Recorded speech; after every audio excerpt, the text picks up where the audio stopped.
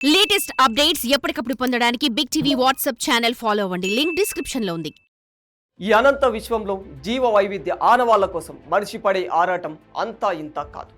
అణువు నుంచి అనంతం వరకు అన్వేషణ కొనసాగిస్తూనే ఉన్నాడు. ఈ అన్వేషణలో భాగంగా గెలాక్సీలు, నక్షత్రాలు, గ్రహాలు, ఉపగ్రహాలు ఇలా మనిషి అనునిత్యం అన్నింటినీ వేటాడుతూనే ఉన్నాడు. ఈ క్రమంలోనే అంతరిక్ష రంగంలో భారత్ కొత్త శిఖరాలను అధిరోహిస్తూ వస్తుంది. భారతీయ అంతరిక్ష పరిశోధనా సంస్థ ISRO, US space agency NASA, European space agency ESA సహా ప్రపంచంలోనే అనేక అంతరిక్ష పరిశోధన సంస్థలు విశ్వం గుట్టు విప్పేందుకు ఎప్పటికప్పుడు అనేక ప్రయత్నాలు చేస్తూనే ఉన్నాయి.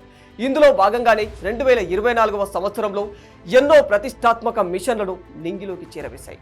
అయితే ఈ అనంత విశ్వంలో ఎక్కడో ఒకచోట మనిషిని పోలిన జీవి ఏదైనా ఉంటుందేమో, మనం ఊహించుకునే గ్రహాంతర వాసులు నిజంగా ఉన్నారేమో, లేదా భూమిలా మనిషి జీవించడానికి యోగ్యంగా మరేదైనా గ్రహం ఉందేమో అనే ఆలోచనే ఇలా అంతరిక్షంలో జీవం ఆనవాళ్లను వెతుకుతూ మనిషి దండయాత్ర మొదలైంది. ఈ దండయాత్రలో భాగంగా ఇస్రో 2024 డిసెంబర్ 5న శ్రీహరికోటలోని సతీష్ ధావన్ అంతరిక్ష కేంద్రం నుండి పిఎస్ఎల్వి C-59 రాకెట్ సహాయంతో ప్రోబా 3 మిషన్ని నింగిలోకి ప్రయోగించింది.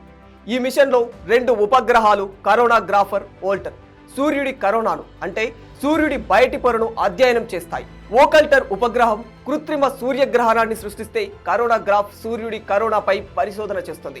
మొత్తానికి ఇది సూర్యుడి కరోనా నిర్మాణం, సౌర తుఫానులపై అధ్యయనం చేస్తుంది. ఇక Polaris Dawn mission, Elon Musk company SpaceX ఈ ఏడాది సెప్టెంబర్లో పోలారిస్ డాన్ ప్రారంభించింది. ఇందులో భాగంగా స్పేస్ ఎక్స్ డ్రాగన్ క్యాప్సిల్లో వ్యోమగాములను నింగిలోకి తీసుకెళ్లింది. ఈ మిషన్ తొలిసారిగా స్పేస్ లో ప్రైవేట్ స్పేస్ వాక్ నిర్వహించింది.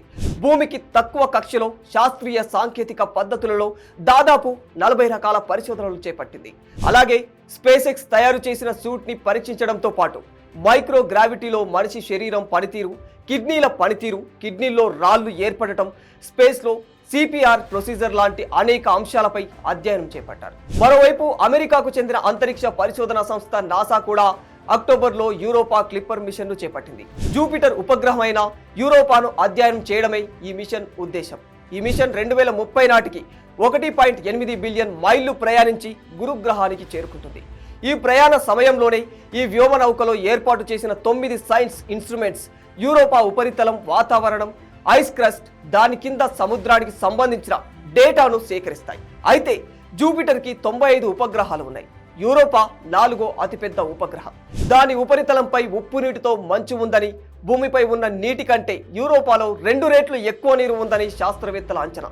ఇక్కడ జీవం కూడా ఉండవచ్చని అంటున్నారు. 2024 మేలో చైనా కూడా చాంగ్ E6 మిషన్ ప్రారంభించింది.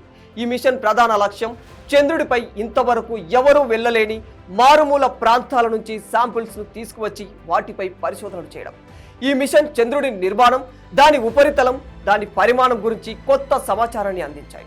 జూన్ 2న చంద్రుడి సౌత్ పోల్ ఐట్కిన్ ప్రాంతంలో దిగిన ల్యాండర్ రోబోటిక్ హ్యాండ్ సహాయంతో జాబిల్లిపై మట్టి నమూనాలను సేకరించి తిరిగి భూమికి తీసుకువచ్చింది. అయితే ఈ శాంపిల్స్ ఆధారంగా చంద్రుడిపై 2.5 మిలియన్ సంవత్సరాల కిందట అగ్నిపర్వతాలు ఉండేవని శాస్త్రవేత్తలు చెబుతున్నారు. ఇక టియాన్లాంగ్ 3 మిషన్, దీనిని చైనాకు చెందిన స్పేస్ పయనీర్ మే 2024లో ప్రయోగించింది. ఇది చైనాకు ప్రైవేటు రాకెట్. ఈ మిషన్ ఉద్దేశం భూమి కక్షలో కృత్రిమ ఉపగ్రహాలను ఉంచడం. టియాన్లాంగ్ 3 కమర్షియల్ గా అంతరిక్ష సామర్థ్యాలను పెంచడానికి చైనా ఈ మిషన్ను చేపట్టింది. Smart lander for investigating moon, దీనిని షార్ట్ కట్ గా స్లిమ్ మిషన్ అంటాం. జపాన్ అంతరిక్ష సంస్థ జాక్సా జనవరి 2024లో దీనిని ప్రారంభించింది. చంద్రుడిపై ఖచ్చితమైన ల్యాండింగ్ సాంకేతికతను పరీక్షించడం దీని ముఖ్య ఉద్దేశం.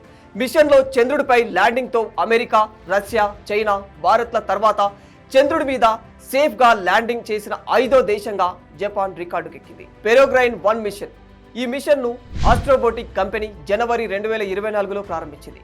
ఇది NASA commercial lunar payload services ప్రోగ్రాంలో చేర్చారు. ఇది చంద్రునికి పేలోడ్లను అందించడానికి రూపొందించారు. ముఖ్యమైన డేటాను సేకరించడానికి ఈ మిషన్ చేపట్టారు. కానీ ల్యాండింగ్ అనుకున్న విధంగా జరగలేదు. ఏదేమైనా 2024వ సంవత్సరం అంతరిక్ష రంగానికి చాలా ప్రత్యేకమని చెప్పుకోవచ్చు. ఎందుకంటే ఈ 2024వ సంవత్సరంలో అంతరిక్ష సంస్థలు నింగిలోకి ప్రయోగించిన మిషన్లు అంతరిక్ష పరిశోధనల్లో అంచెలంచెలుగా ప్రతిష్టాత్మక పురోగతిని అందించాయి. For more videos like this, subscribe Big TV channel.